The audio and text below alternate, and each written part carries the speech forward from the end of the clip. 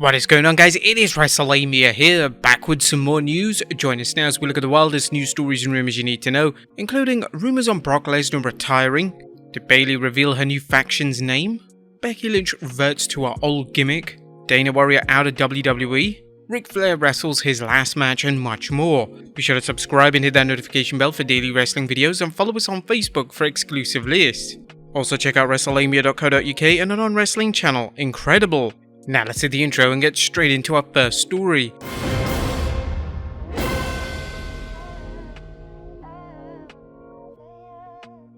Now first story looks at rumours of Brock Lesnar retiring. Is Brock Lesnar retiring? Fans who stayed after SummerSlam's unforgettable last man standing match began asking this question when the Beast saluted the fans after his ring-shaking match. The YouTube channel Wrestlelamia uploaded a touching video of Brock raising his cowboy hat to the fans, then walking to some fans at ringside, high-fiving them and even hugging some of them, getting quite emotional. While Brock has adopted a more fan-friendly persona since he returned to the WWE at last year's SummerSlam, some fans perceived Lesnar's gestures as a hint he might be riding off into the sunset, or back on the farm. Wrestling fans will remember something similar at WrestleMania 33 when Roman Reigns defeated The Undertaker and the Phenom left his ring gear in the squared circle before departing, leading to rumors that this was the dead man's last match. While Taker did return to the ring, what of Big Brock? Or despite Lesnar's emotional departure from SummerSlam, there's talk that Lesnar will return to the WWE at its Day 1 pay-per-view on 1st January 2023. Lesnar is featured prominently in a tweet from the show's venue State Farm Arena. Of course, this wouldn't be the first time the WWE has advertised Brock for a show and then pulled him. If Brock does return at Day 1, who might he wrestle? While the Roman Reigns vs Brock Lesnar series has been run into the ground, dug up with a front loader and run into the ground again, there's no telling whether the WWE would do one last match between the two if they thought it could work. Thankfully, the fans may not have to endure another Reigns vs Lesnar match in the near future, as Bobby Lashley is making the case that he has unfinished business with the Beast. As fans know, Lashley has lobbied for a match against Lesnar even before Bobby returned to WWE in 2018. While the two finally met at the 2022 Rumble, the match was tainted by outside interference from Reigns, interference which allowed Lashley to win. A Lashley vs Lesnar match could be a great bout to headline Day 1, but fans have to remember that even if Brock Lesnar officially retires, he's the kind of superstar the WWE can always count on for popping an audience and a show. While it's imperative that the WWE's new creative team build new main event stars so they don't have to rely on part-timers like Brock, it's doubtful he's going away for good as long as the WWE has a Brock Brinks truck on hand. Next up, did Bayley reveal her new faction's name? Bayley is back, and fans who tuned into this year's SummerSlam saw she's not alone, having brought Dakota Kai and Io Sky with her. Bayley looks to be setting her sights on Raw Women's Champion Bianca Belair, which could be a fantastic series if the WWE decides to pair the EST with other babyfaces to fight Bayley's faction. Bayley tweeted a picture of herself, Dakota and Io with the following message: Control. Now, the Grand Slam champion previously tweeted some lyrics from Janet Jackson's song Control. Dakota Kai posted something similar on her Instagram feed that tied in with Bayley's tweet: "Change is ever present. We want control." According to a recent report from Fightful Select, Vince McMahon rejected the new Bayley-centric fashion.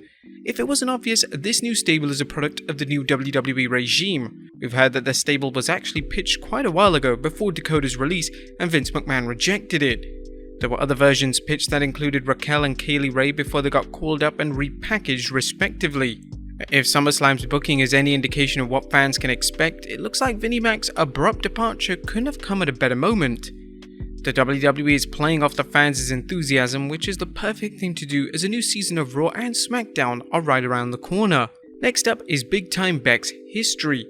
Is Big Time Becks finished with the WWE? While Becky Lynch isn't going anywhere, although there are rumors she may have hurt her shoulder at SummerSlam, Lynch has changed her Twitter account back to the man. This seems to reflect Becky's face turn at SummerSlam that started after the Raw Women's Champion Bianca Belair defeated her and Lynch offering her hand as a sign of respect. The two main eventers hugged, with Lynch returning to the ring to side with Belair when Bayley, Dakota Kai and Io Sky confronted the EST. Becky also put Bianca over in a tweet saying, "She is everything she says she is, the EST." What do you think of Becky turning babyface, and do you prefer the man or Big Time Becks? Next up, Dana Warrior out of WWE. Is the Ultimate Warrior's widow Dana Warrior done with the WWE? Well, not quite, but she is finished working with the WWE's creative department. Dana had been working creative for some time, but according to a report from PW Insider, she's finished in that area and has been for several months. Nonetheless, Dana is still working for the WWE, both as part of its annual Warrior Award and full-time in its community relations department. Wrestling News' Paul Davis noted that Dana Warrior was one of the many guests backstage on Saturday night at the WWE SummerSlam in Nashville. As we noted in our news video about Triple H's appointment to WWE Creative, it'll be interesting to see what changes are made to the writing team. Speaking of trips, the game seems to be riding high off into the momentum from the WWE's creative change. The Cerebral Assassin tweeted, "SummerSlam week was a great demonstration of teamwork across WWE. Thank you to all who participated in WWE tryouts and the greatest talent in the world who put on an unbelievable show at Nissan Stadium. Thank you to Nashville and the WWE Universe. #JustGettingStarted. The fans who enjoyed Saturday's show will be likely tuning into Raw to see what the fallout is from the biggest party of the summer." Next up, Ric Flair wrestles his last match. Ric Flair has competed in his final match and fans want to know how he fared and what the match was like. Well, first things first, Ric Flair managed to survive the match, and while he was beat up and bloodied, he and tag partner as well as son-in-law Andrade defeated Jeff Jarrett and Jay Lethal. According to reports from the show, Flair's son-in-law Conrad Thompson helped Flair win by passing some brass knuckles to Team Flair. The undercard featured a variety of stars from promotions including Major League Wrestling, New Japan Pro Wrestling, Ring of Honor, and Impact Wrestling. The special night of wrestling played heavy on nostalgia, with former JCP announcers Tony Schiavone and Dave Crockett calling the action and Michael Penza doing the ring announcing. Veteran referee Mike Chioda called the match, reportedly Mike's last match refereeing, and the match featured blood, a shoe, a guitar shot, and even Flair faking a heart attack to lure Jay Lethal into a trap.